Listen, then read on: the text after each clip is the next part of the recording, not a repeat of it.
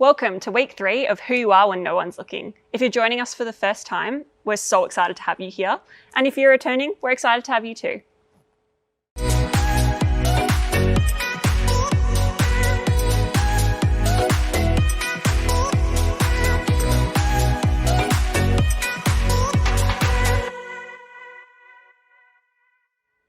To make sure you don't miss anything, hit like or subscribe wherever you're joining us from. Also, if you didn't know, there's always a team member behind the screen during our live experiences. So please send us a message and let us know where you're joining us from. Leading us in worship today are our very good friends, the Rocks Church in Perth. They're a local group. We'd love for you guys to really get involved, sing along and turn the volume up.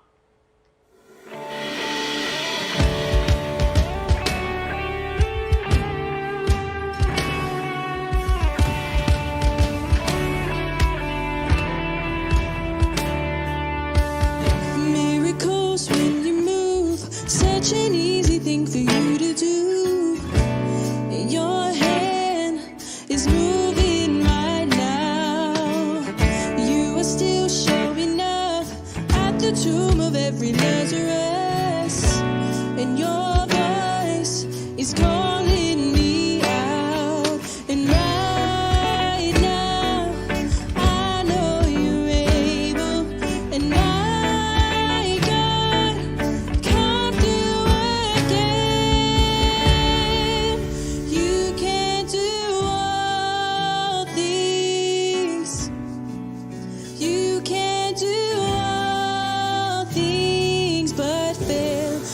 you never lost a battle, no, you never lost a battle, and I know you never will.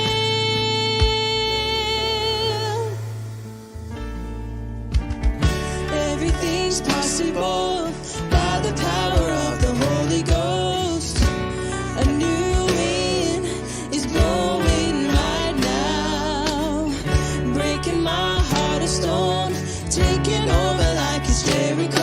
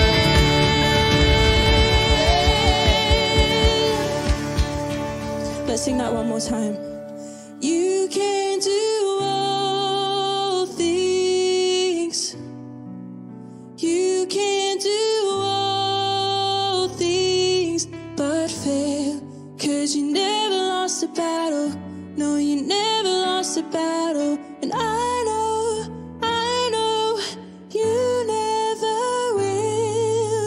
I know you never will.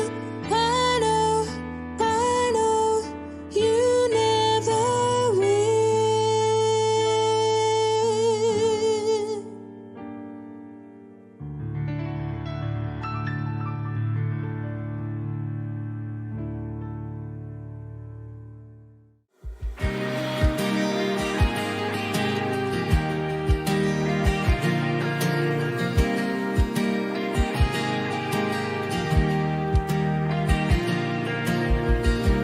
Days may be darkest, but your light is greater. You light our way, God, you light our way. When evil is rising, you're rising higher, with power to save, with power to save. You keep hope alive. You keep hope alive from the beginning to end. Your word never fails. You keep hope alive because you are alive. Jesus, you are alive. Death had a stronghold, but your life was stronger. Rose from the grave, rose up from the grave. Rising, you're rising higher, with power to save, with power to save. Oh, you keep hope alive. You keep hope alive from the beginning to end. Your word never fails. You keep hope alive because you are. Jesus, you are alive. There's hope in the morning, hope in the evening, hope because you're living, hope because you're breathing. There's hope in the breaking, hope in the sorrow, hope for this moment, my hope for tomorrow. In the morning, hope. In the evening, hope. Because you're living, hope. Because you're breathing, there's hope. In the breaking, hope. In the sorrow, hope. For this moment, my hope. For tomorrow, you keep hope alive. You keep hope alive from the beginning to end. Your word never fails. You keep hope alive because you are alive. Jesus, you are alive. You keep hope alive. You keep hope alive from the beginning to end. Your word never fails. You keep hope alive because you are alive. Jesus, you are alive. You keep hope alive.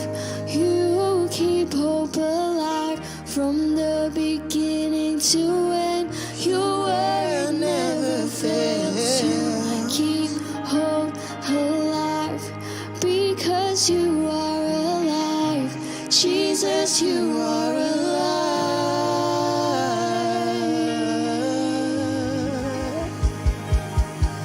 Yes, you are alive. This week, we're launching part 3 of Who You Are When No One's Looking with Steve Hall. If you missed part 1 or 2, you can catch up through the platform you're viewing us on now, or check out our podcasts available at any of your podcast sites under Elevate Church Perth. Well, hey there to our Elevate online family. Great to have you with us again, and also great to have you with us if you're joining us for the first time. We're actually dropping into week 3 of a series we've called Who You Are When No One's Looking. And this series is all about character. And the reason that this matters and this topic matters is that character is very much your lid. It's the thing that will stop you going forward. It'll stop you going to higher altitudes. And also, if you lack character at a particular altitude, it's going to be the thing that causes you to come crashing down. And in our culture today, character is less focused on, I think, than ever before. And yet I would contend that it's more important than ever before. So look, a quick recap from the first 2 weeks of this series. Week 1, we talked about honor in a cancel culture, and the importance of honor, the people that God calls us to honor, the importance of building people up and not tearing people down, to be known as sons and daughters and to act and speak as sons and daughters of the King of Kings, speak in a manner worthy of that, a manner that nobility speaks about other people, and not be pulling people down. You know, sort of a benchmark, if you like, is to ask the question, would you ever have to stop a conversation you're having about somebody if they were to walk into the room? You're like, shh, don't talk. And that's not a good situation. And then last week, week 2, we talked about integrity. And integrity often and perhaps typically is equated with honesty and trustworthiness, and it definitely includes those things. Yet we took a more expanded definition, and that's the big idea that integrity is about us being consistent, having only one version of ourselves, that we're the same person and we act in the same manner across all the spheres of our lives, that we're followers of Jesus and we put that foot forward in every sphere of our life. Now, if you've missed either of those 2 weeks, if you can go back on our YouTube channel and the episodes are there, or you can take the podcast approach and just go to your favorite podcast player and type in Elevate Church Perth, and we'll pop up and you'll be able to jump into that. Today, what I want to do is I want to encourage those of you who have an idea that God's promised you something, and yet you're a bit worn out. You're a bit frustrated because it's taking longer than you expected. And I want to particularly encourage those of you today that maybe you're on the cusp of giving up. Maybe you're on the cusp of just saying it's not worth it.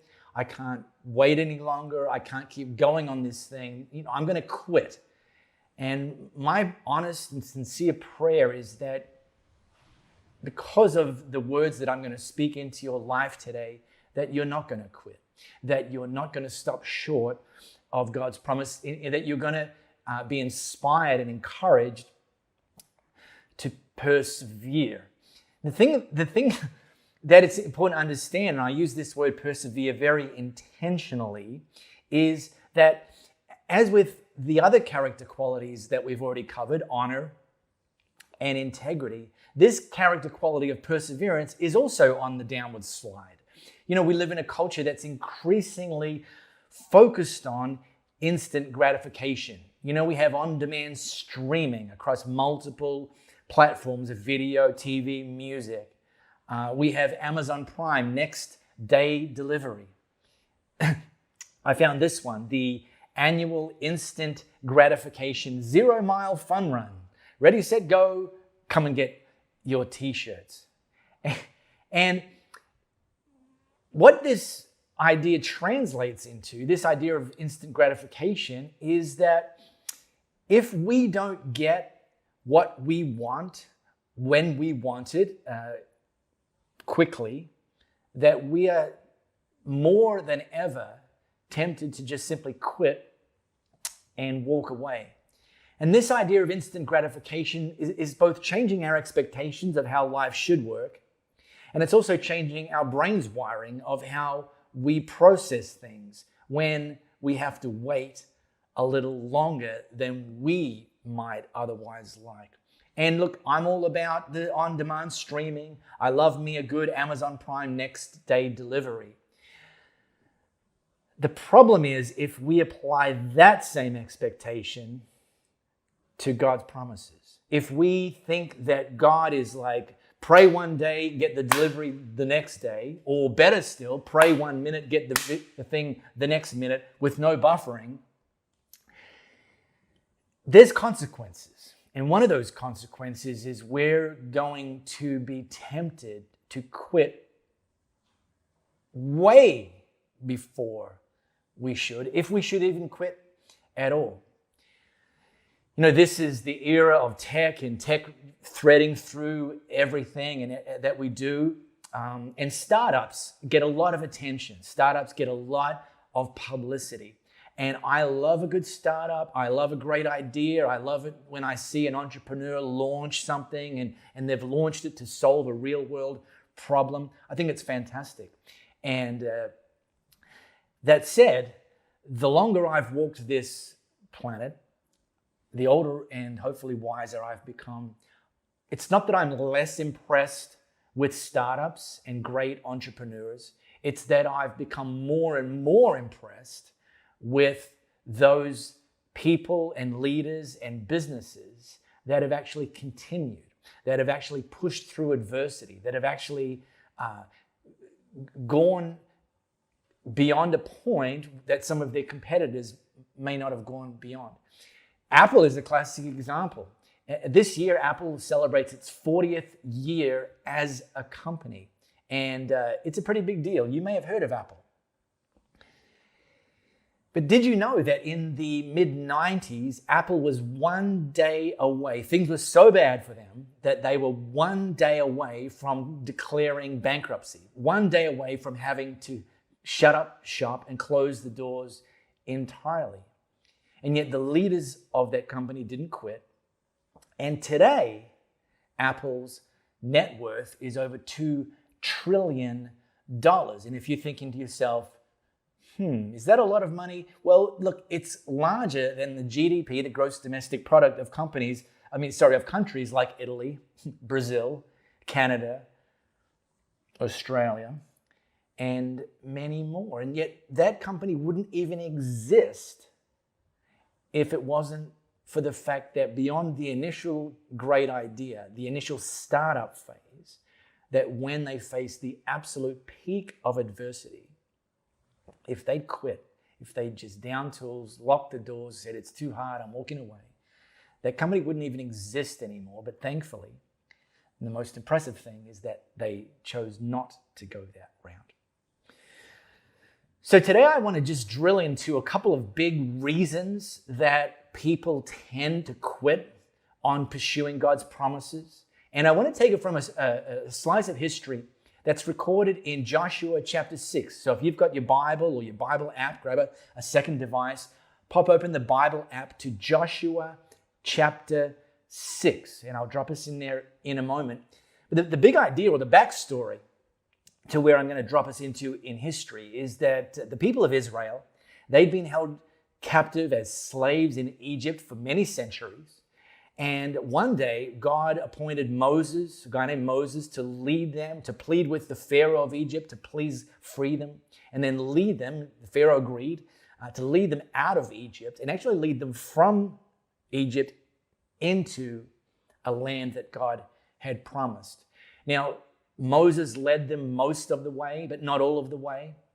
He passed away, and God appointed Joshua as the general that was going to lead the people of Israel into the promised land. The first of the cities that God had promised them was a place named Jericho. And so they were marching towards Jericho. They were descending upon Jericho. But when they arrived at Jericho, they experienced a problem. Jericho was shut up tight as a drum because of the people of Israel. No one going in and no one coming out.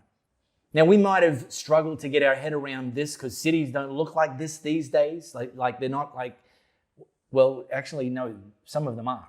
18 months ago, we were like, lockdown, what does that mean? And then we discovered that there was cities, and they still are today, that no one's going out and no one's coming in. So the people of Israel came across Jericho in a state of lockdown. In fact, this is a rendering of Jericho and what it would have looked like at the time in the exact same place that it would have existed or did exist in today's landscape. And what you'll see there is that the city itself's not very big, but the walls that surrounded it were very, very high. So Israel, we have a problem. But this highlights the reality that between the promise and taking possession of the promise, there's almost always a problem that has to be overcome. And in this case, it was a wall.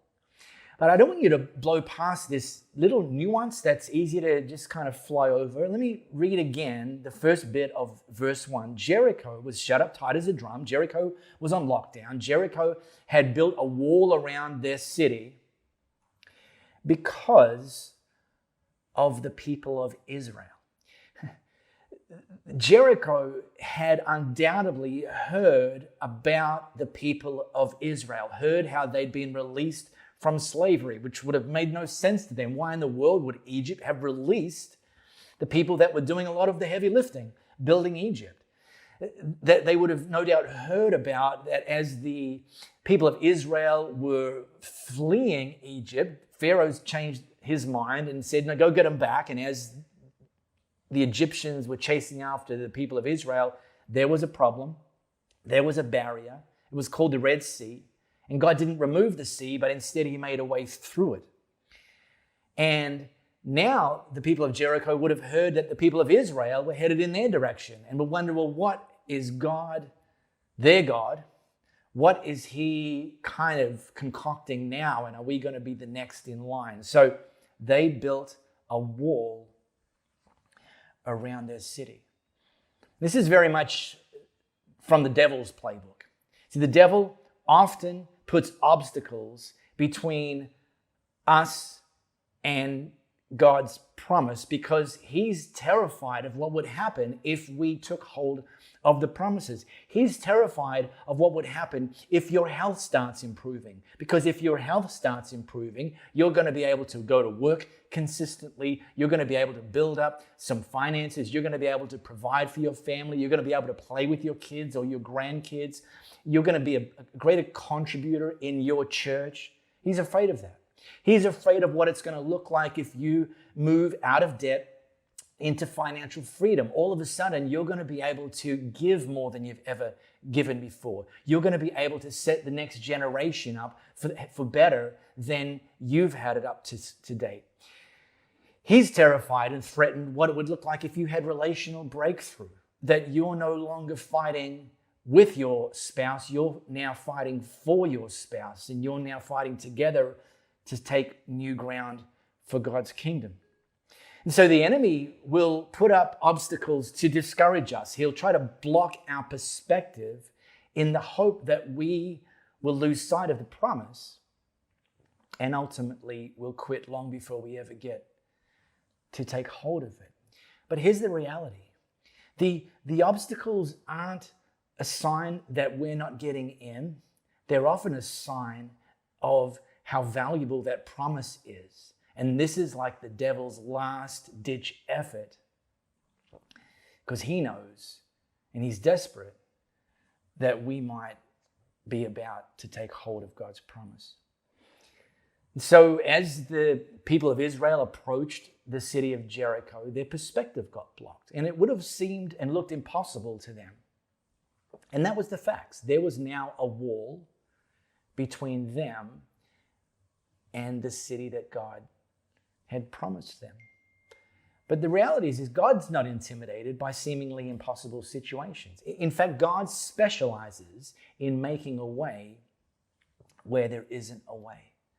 And so God spoke to Joshua as they were camped outside of this city of Jericho. God spoke to Joshua and said, look sharp now. I've already given Jericho to you, along with its kings and elite forces. And this, when you first read this, is a total head scratcher.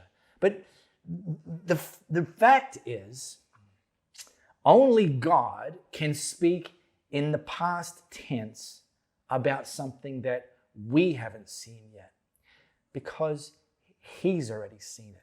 He's already seen the reality. Now, the fact is there was a wall, so no one was in denial about this. But the truth is, and this is one of the big takeaways today, that there's often a difference between the facts and the truth. The facts are there was a wall. The truth is that God promised they would take possession.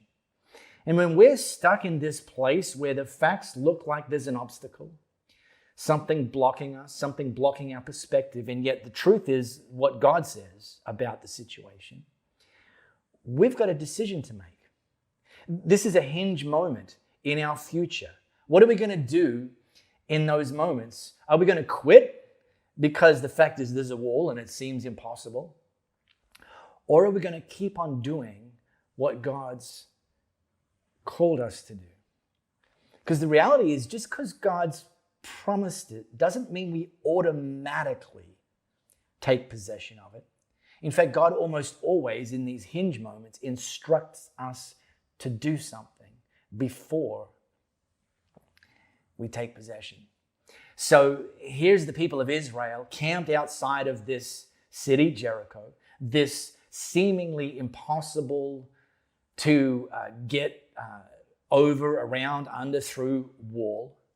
And historians actually say that walls like that, surrounding cities like that, that there were 5 ways that an army could actually get and invade that walled city. And right at this moment in history, God starts in on the specifics. But spoiler, he didn't choose any of those 5 methods. Now, before I go on, I think it's important to go full disclosure here. I know what happens next. Obviously, I'm familiar with this story. I've studied for this message. I know what happens next. And I just want to go on record as saying that if I were God, and clearly I'm not, if I were God, I would not have done things this way. And before you get all Judge Judy on me, I'm willing to contend that chances are, when you see how God set this up, that you probably wouldn't have done this either. But often when we are moving towards taking hold of God's promise, often we have to do something that doesn't fully make sense. And so this is what God said to Joshua. Here's what you are to do. March around the city, all your soldiers. Circle the city once, and then repeat this for 6 days.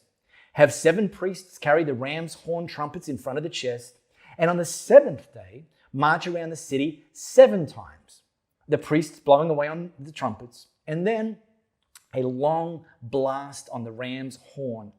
And when you hear that, all of the people are to shout at the top of their lungs, and the city wall will collapse at once, and all the people are to enter, every man straight on in.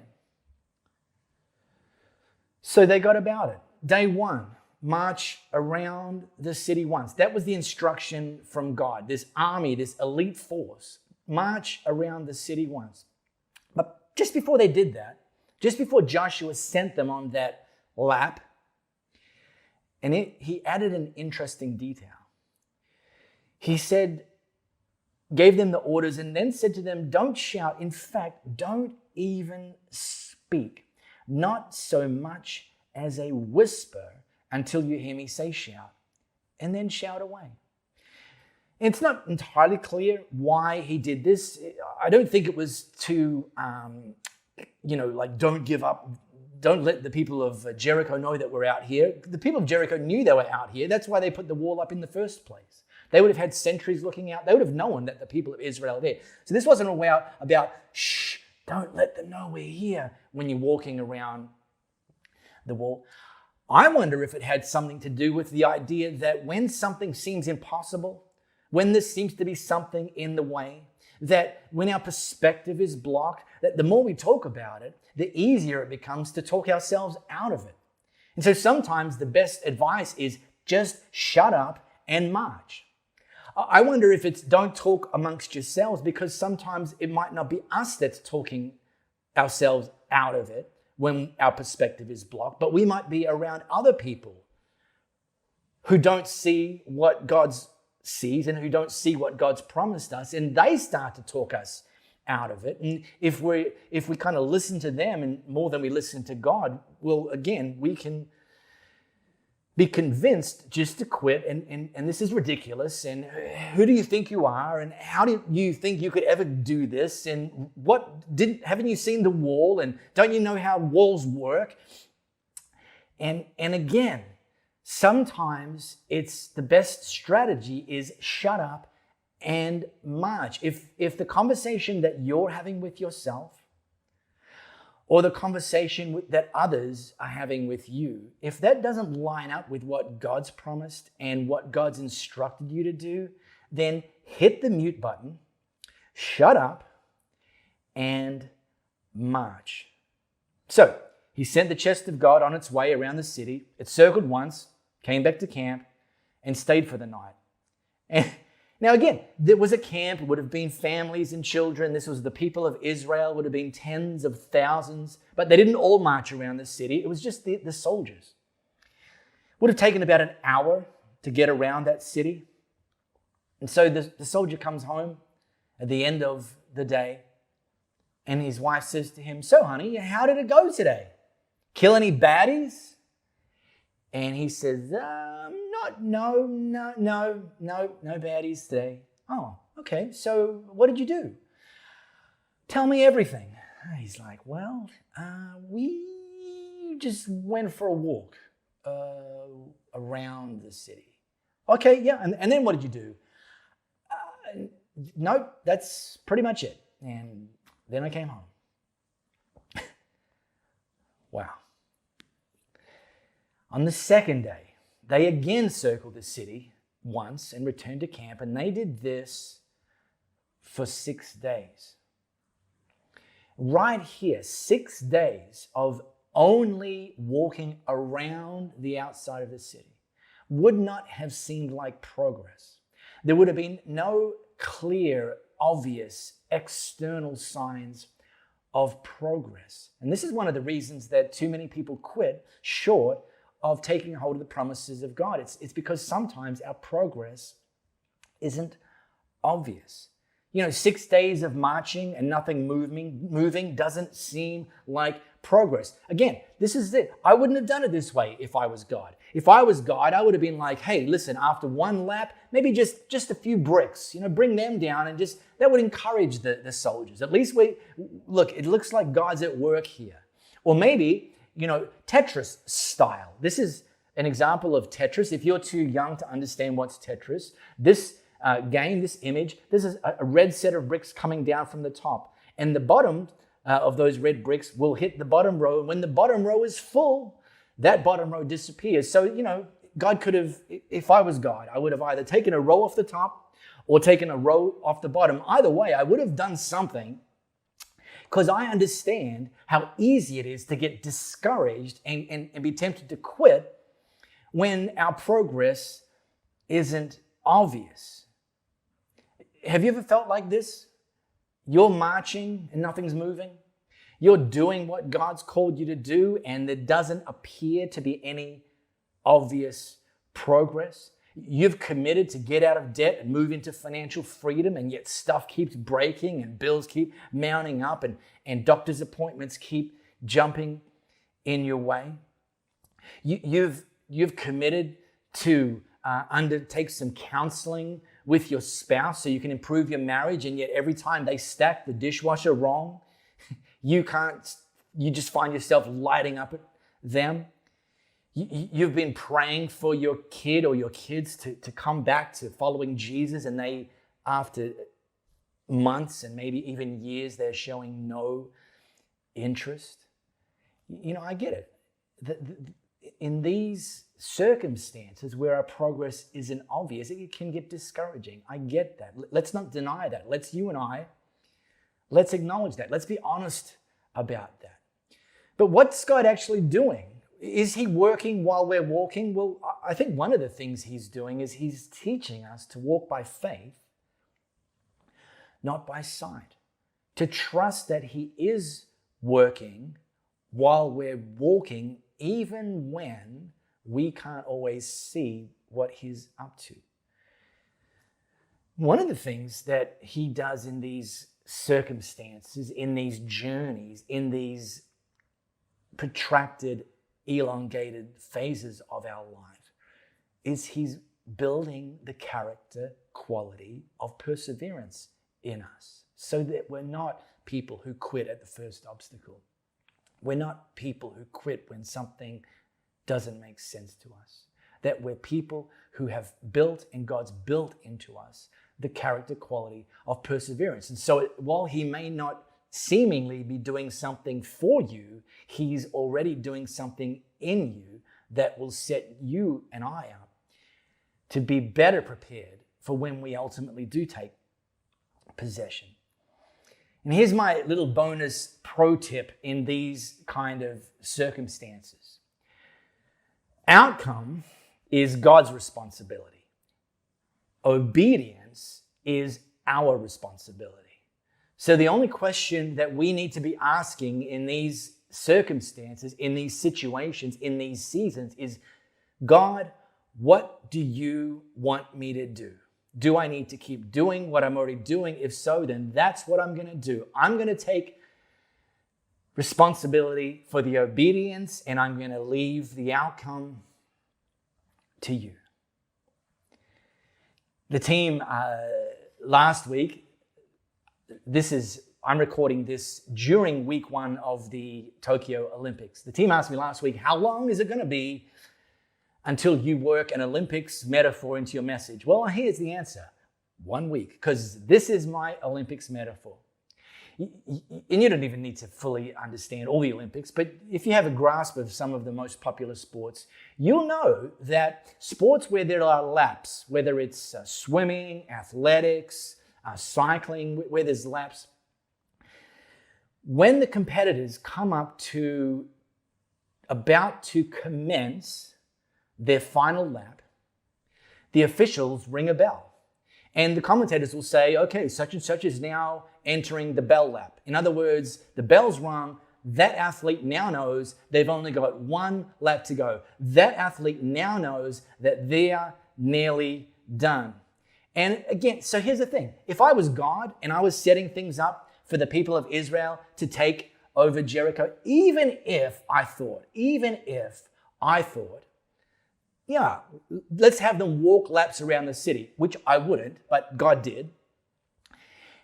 Even if I thought, let's just, take some bricks off as they do each lap, or Tetris it from the bottom upwards, which God didn't,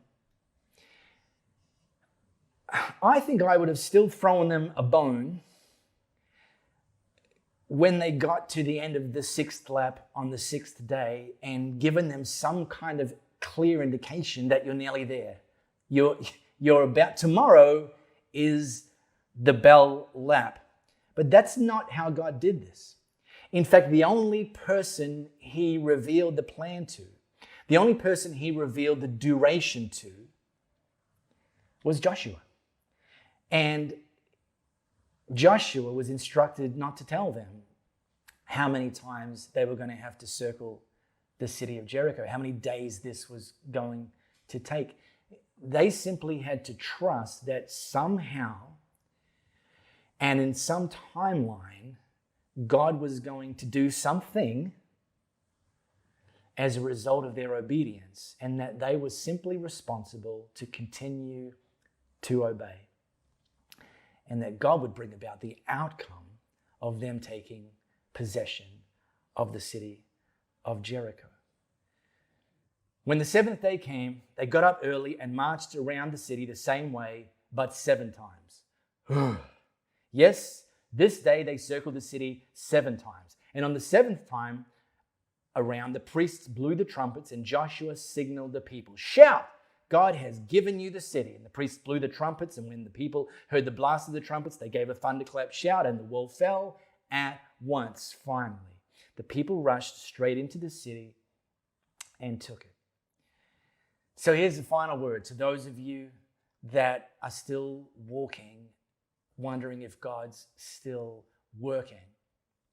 Don't quit, because this might be the bell lap. You might be about to enter into there won't be a bell necessarily, but wouldn't it be a tragedy if you quit just before the bell lap? So our team, we'd love to know how we can pray for you, for you to stay strong, to remain courageous, to keep persevering. And so if you want us to pray for you, if you want us to stand and join our faith with your faith, then go to our Elevate Church AU app, hit the Next Steps tab there, and that'll take you to a prayer request. And if you hit that prayer request, send us those details. They will go confidentially to our prayer team, and our prayer team will get busy praying for you, trusting that God will continue to encourage you in ways that will cause you to not quit, to persevere, and to ultimately take possession of the promise. To help us reach more people, the ways to give are listed below. We've really loved having you here, and we'd love to see you again next week for continuing our series on who you are when no one's looking. Bring a friend and enjoy.